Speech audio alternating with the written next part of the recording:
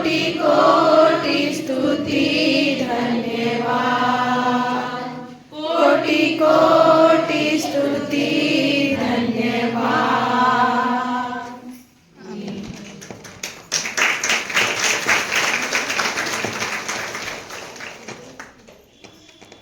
चल क्यों नहीं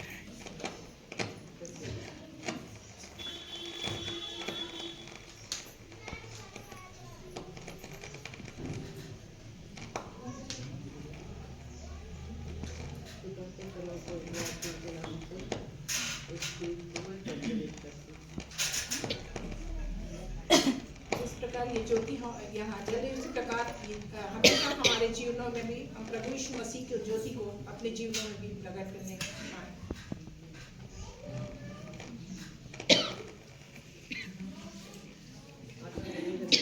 कहा जगत की ज्योति जिन्होंने उसकी ओर दृष्टि किया उन्होंने कभी काला होने नहीं पाया।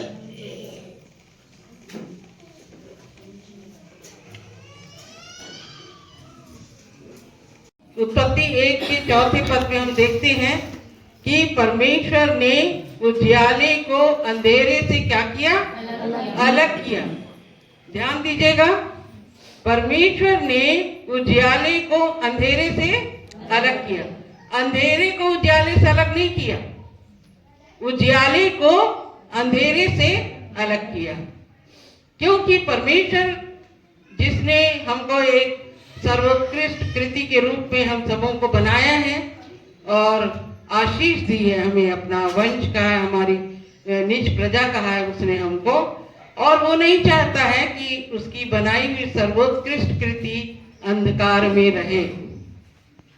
और इसीलिए हम देखते हैं यूहन्ना उसके 12वें अध्याय के 46वें पद में वचन में लिखा है कि मैं जगत में ज्योति होकर आया हूँ, मैं जगत में ज्योति होकर आया हूं ताकि जो कोई मुझ पर विश्वास करे वह अंधकार में न रहे। और इसलिए परमेश्वर ने ज्योति को अंधकार से अलग किया है और वो चाहता है कि हमारा जीवन जो है वो अंधकार में न रहे, हम ज्योति में रहें। अगर हम भजन संहिता और उसके 118वें अध्याय के 27वें पद में हम देखें तो वहां पर लिखा है कि यहोवा परमेश्वर है और उसने हमको प्रकाश दिया है। प्रकाश का मतलब क्या होता है? ज्योति। ज्योति या जिसको दीपक भी बोलते हैं अपन, प्रकाश, ज्योति, दीपक। तो ये क्या है? प्रकाश क्या है? अगर हम नीति वचन और उसके 6वें अध्याय के 23वें पद में देखें तो लिखा है आज्ञा तो दीपक है। कौन सी आज्ञा? परमेश्वर की आज्ञा। अगर हम परमेश्वर की आज्ञा को मानते हैं तो वह एक दीपक के समान है, ज्योति के समान है। और उसकी शिक्षा क्या है? ज्योति है।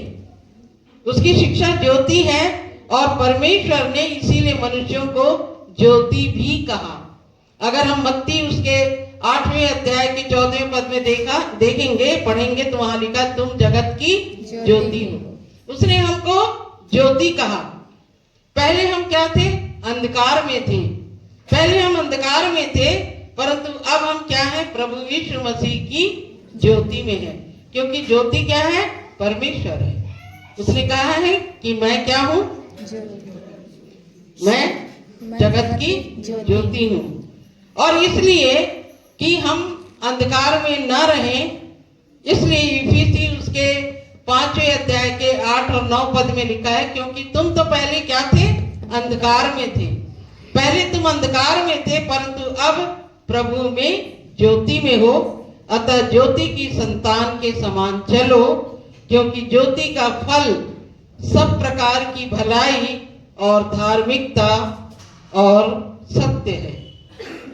अगर हम ज्योति में चलते हैं तो हम सब प्रकार की भलाई हमारे जीवन में होती है, धार्मिकता हमारे जीवन में होती है और सत्य। प्रभु यीशु मसीह ने क्या कहा? सत्य, मार्ग और जीवन मैं ही हूँ। सत्य को ग्रहण करना अर्थात हम प्रभु यीशु मसीह को अपने जीवन में ग्रहण करते हैं। पर हम देखते हैं कि आज भी मनुष्य को ज्योति से ज्यादा क्या प्रिय है? ज्योति से ज्यादा क्या प्रिय है आदमी? अंधकार हमको प्रिय है। अंधकार क्या है? अंधकार क्या है? सांसारिक मोह माया है, सांसारिक बातें हैं, सांसारिक बुराइयां हैं, या सांसारिक अभिलाषाएं हैं। याकूब में कहा है कि जब अभिलाषाएं हमारे मन में जन्म लेती हैं तो फिर वही अभिलाषाएं क्या करती हैं? पाप को जन्म देती हैं। तो इसलिए यूहन्ना उसके 3 अध्याय के 9वें पद में लिखा है कि इसलिए दंड की आज्ञा मिली।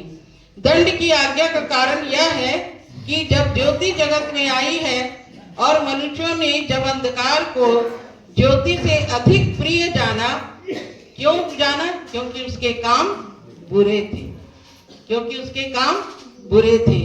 आज भी हम आराधना करते हैं, आज भी बड़ी बड़ी प्रतिज्ञाएं करते हैं, बहुत सी बातें करते हैं, परंतु परमेश्वर भी इस बात को जानता है कि मैंने जो सृष्टि बनाई है अपनी, उसमें निर्बलताएं हैं।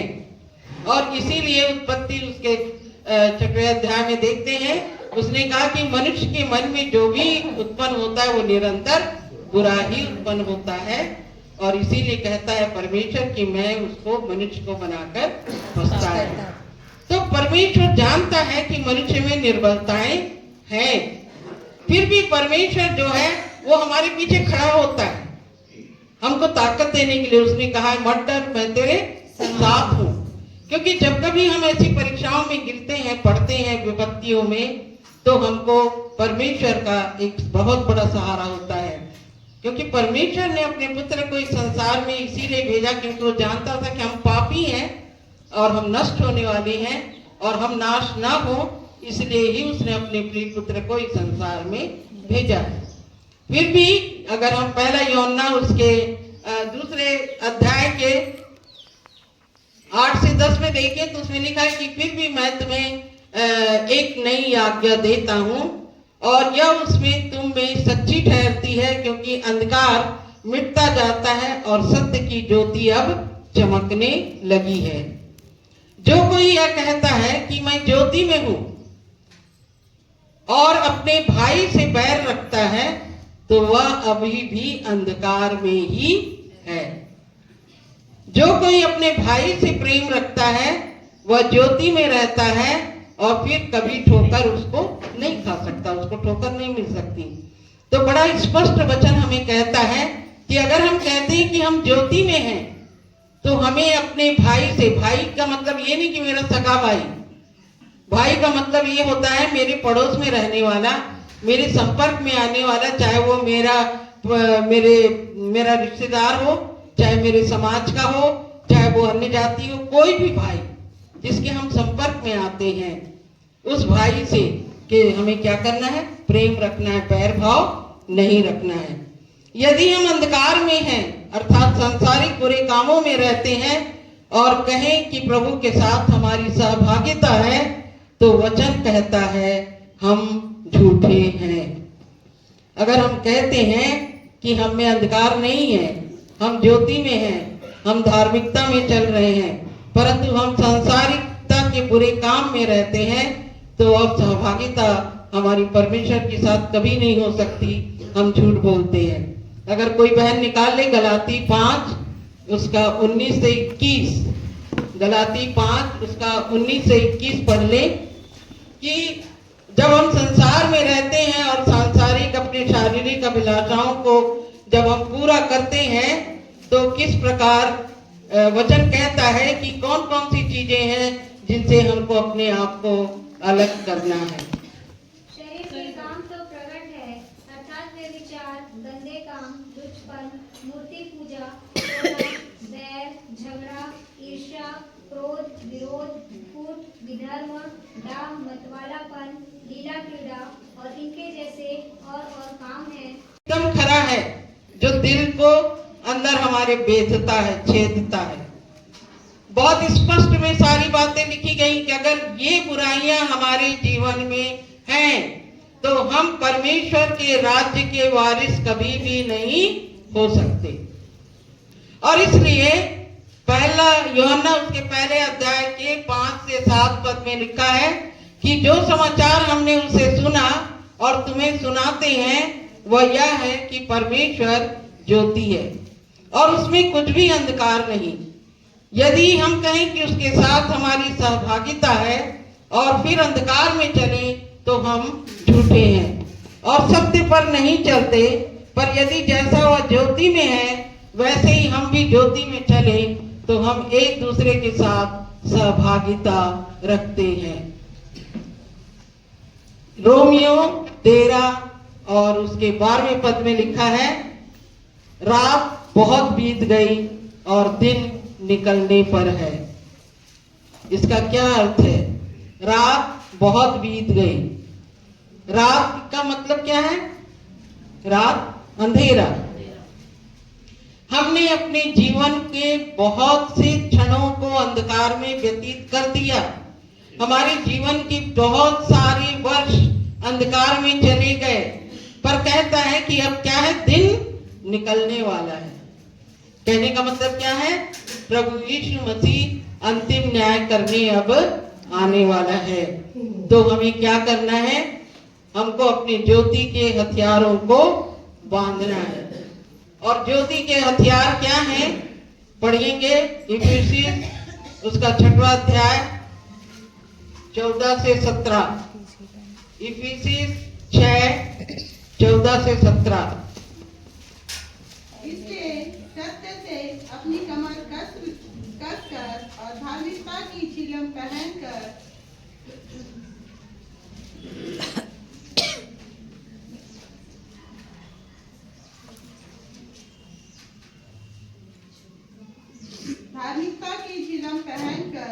और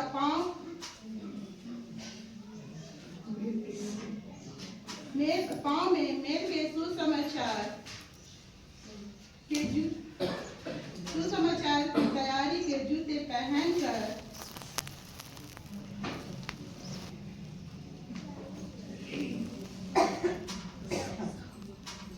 इन सब के साथ विश्वास की ढाल लेकर स्थिर रहो और उस दुष्ट के सब जलते हुए तीरों को बुझा सको और उद्धार की टोप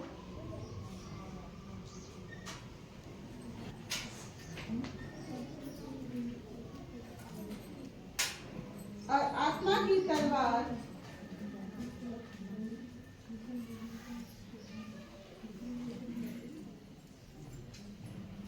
जो परमेश्वर है ले लो और हर समय विनती करते रहो। धन्यवाद धन्यवाद। ये यहाँ पर ज्योति के हथियार जो सामने हैं हमारे, पहला है सत्य, सत्य से कमर कसना। दूसरा है धार्मिकता की झिलम। तीसरा है पांवों में मेल का सुसमाचार। चौथा है विश्वास की ढाल।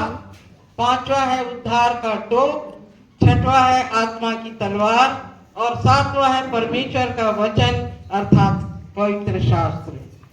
अगर हम इन सब को अपने जीवन में ग्रहण करते हैं तो प्रकाशित वाक्य में पढ़ना चाहूंगी उसका 21वां अध्याय उसके 22वें पद से। मैंने उसमें कोई मंदिर न देखा क्योंकि सर्वशक्तिमान प्रभु परमेश्वर और मेमना उसका मंदिर है। उस नगर में सूर्य और चांद के उजाले की आवश्यकता नहीं क्योंकि परमेश्वर के तेज से उसमें उजाला हो रहा है और मेमना उसका दीपक है। जाति जाति के लोग उसकी ज्योति में चलेंगे फिरेंगे और पृथ्वी के राजा अपने अपने तेज का सामान उसमें लाएंगे। क्या आज हम उस नए यरूशलेम में जाने के लिए क्या हम तैयार हैं? क्या हम, आखिरी पद है कि केवल वे लोग जिनके नाम मेमने के जीवन की पुस्तक में लिखे हुए हैं, केवल वे ही नए यरूशलेम में प्रवेश करेंगे। आज जब हम ज्योतिर्मय आराधना कर रहे हैं और ये कैंडल्स जब आप लोगों तक, ये ज्योति के हथियार हैं जो आप तक कैंडल्स इस ज्योति को आप तक पहुंचाएंगे, तो मैं विश्वास करती हूँ, हम विश्वास करते हैं कि हम इन ज्योति के हथियारों के द्वारा अपने जीवन को सुसज्जित कर लें, जिससे हम शैतान के तीरों से अपने जीवन को बचा सकें। मैं चाहूंगी कैंडल जलाएं आप लोग और कलीसिया को, इस ज्योति के हथियारों को आप सारे कलीसिया के लोगों तक पहुंचाएं, ताकि हम अपने जीवन में इसे ग्रहण कर सकें। और जब तक होता है तब तक हम कोरस को गाएंगे, चलेंगे हम ज्योति में, ज्योति में चलेंगे हम ज्योति में, ज्योति में, ज्योति में चलेंगे हम ज्योति में, साथ उसकी ज्योति में चलेंगे हम ज्योति में, ज्योति में, ज्योति में चलेंगे हम ज्योति में, साथ उसकी ज्योति में सकेगा शैतान ज्योति में, ज्योति में करना बर्बाद उसकी ज्योति में। चलेंगे हम ज्योति में, ज्योति में, ज्योति में चलेंगे हम ज्योति में, साथ उसकी ज्योति में।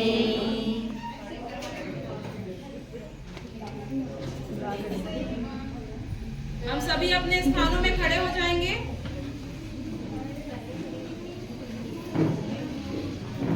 मैं बोलूंगी, मेरे पीछे आप लोग बोलिएगा।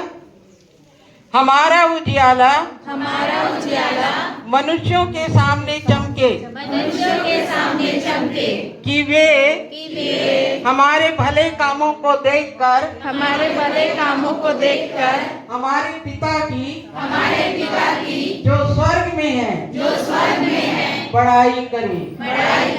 आमीन, आमीन, आमीन, आमीन।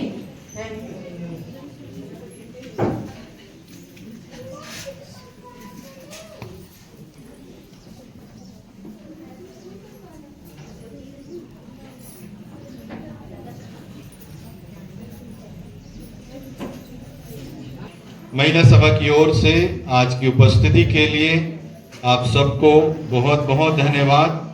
प्रभु आपको आशीषित करे कि आप प्रति सप्ताह ऐसे ही झुंड में आए जाएं। हालेलुया। हालेलुया।